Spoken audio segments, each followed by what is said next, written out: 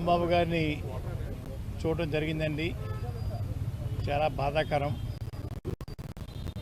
ఈ రకమైన దాడి బహుశా నా 40 సంవత్సరాల రాజకీయ జీవితంలో చూడలేదండి.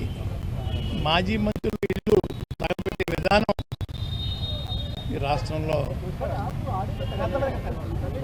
ప్రవేశపెట్టినందుకు చాలా బాధగా ఉందండి.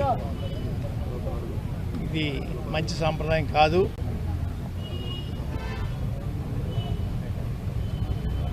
వారు బూతులు తిట్టే విధానం రాజకీయాల్లో ఎప్పుడు చూడలేదు.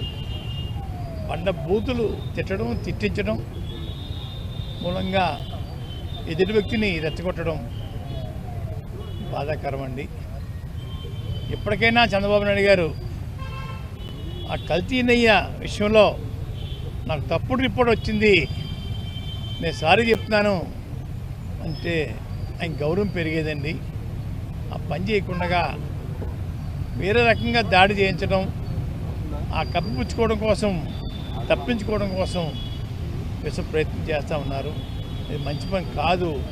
చాలా సీనియర్ ముఖ్యమంత్రి అని చెప్పుకుంటున్నారు, కానీ చెప్పుకుంటారు మీరు, కానీ మీరు చేసే పనులు మాత్రం బాగాలేదండి. చంద్రబాబు నాయుడు గారు, మీలో మార్పు రావాలా. ఇది మంచి విధానం కాదు కాదు కాదు. దేశంలో ఎక్కడ ఇటువంటి అరాచకం మాజీ మంత్రులు ఇళ్ళ తగలబెట్టడం అనేది ఎక్కడా లేదని మీకు తెలుసు. కానీ ఈ రాష్ట్రంలో తమరు ప్రవేశపెట్టడం అనేది బాధాకరం. వేణు గారు మాట్లాడవలసింది. గొడవలు పెడతా ఉంటే నేను ఇక్కడ కూర్చొని మొత్తం ఏ రాస్తాను అందరిని గుర్తుపెట్టుకోండి. అక్కడ దాకా తీసుకురావద్దు. తల్లి బిడ్డ న్యాయంగా పోదాం, తల్లి బిడ్డ న్యాయంగా పోదాం. మీరు ఒక మాట అనండి, నేను తీసుకుంటా. కానీ మీరు నన్నన్నా పర్లా, పార్టీ నన్నా నేను భరిస్తాను. కానీ ప్రజల మధ్య వైషమ్యాలని కనుక మీరు చేస్తే దాని పర్యవసానాలు చాలా తీవ్రంగా ఉంటాయి, గుర్తుపెట్టుకోండి.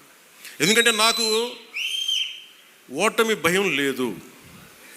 ఇది చాలా చాలా అర్థం చేసుకోవాలి అందరూ. నాకు ముందుకెళ్ళే ఆలోచనే తప్ప ఓటమి భయం లేదు. ఎందుకంటే నేను నిలబడతాను. నాకు తప్పు అని నేను ఒక వాస్తవంలో బతుకుతాను. ఈరోజు పదవులు ఉండొచ్చు, పదవులు పోవచ్చు, వీటి మీద నేను ఆలోచించుకొని జనసేన చాలకు బలం, రోడ్ల మీదకి అన్యాయం జరిగితే జనసేనకున్న బలం అది నేను ఇక్కడ ఒక ఆంధ్ర రాష్ట్రంలో చెప్పట్లా. నా సిద్ధాంతాలని, జనసేన సిద్ధాంతాలను నమ్మేవాళ్ళు ఊరికి 10 మంది ఉన్నా వాళ్ళు 1000 మందితో గొడవ పెట్టుకుంటారు. అది జనసేన. ఈరోజు కూర్చోబెట్టి నా మీద అందరూ మాట్లాడేస్తూ ఉంటాను, ఏం చేసావు అది ఇది మాట్లాడుతూ ఉంటే, మరి 2019లో అన్ని కేసులు పెడుతున్నాం, వాళ్ళందరూ ఏమైపోయారు? అప్పుడు గొంతు పెగలేదు. అప్పుడు ఏమైపోయింది? ఆ రోజు అంటే మీరు కేసులు పెడతారని మన నారాయణ గారు చెప్తున్నారు కదా.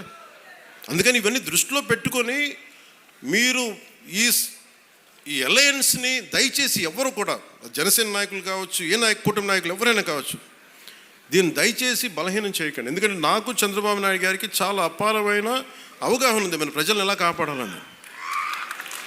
మా ఇద్దరి మధ్య అసలు అలాంటి అరమరికలు కానీ విభేదాలు కానీ లేవు. ఇండివిజువల్గా ఒకసారి మాట్లాడచ్చు, కానీ కొన్ని చోట్ల 2 పక్షాల నాయకులు కావచ్చు, ఇది ఎక్కువ కాలం నిలబడదు. నేను చెప్తున్నాను కదా, ఎందుకంటే స్టెబిలిటీ ఇవ్వాల్సిన బాధ్యత